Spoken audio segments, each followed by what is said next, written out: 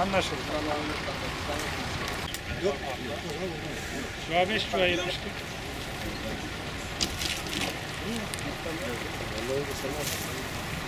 Tamam.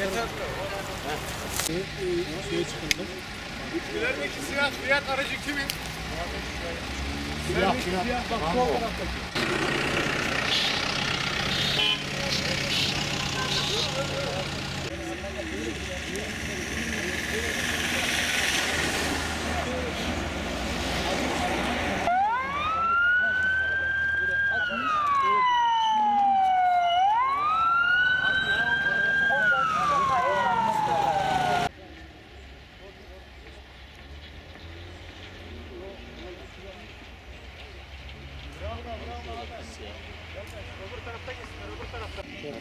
Şeyde oturuyor.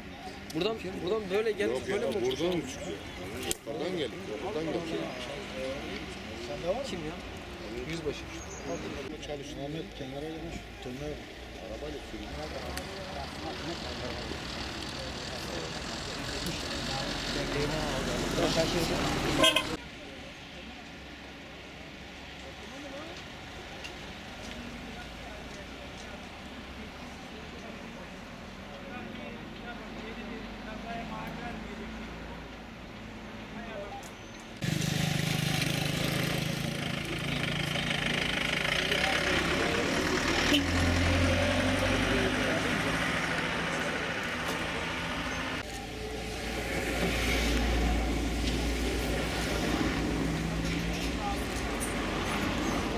Yok, sizlik tamam. Tamam efendim, tamam. Kolay gelsin.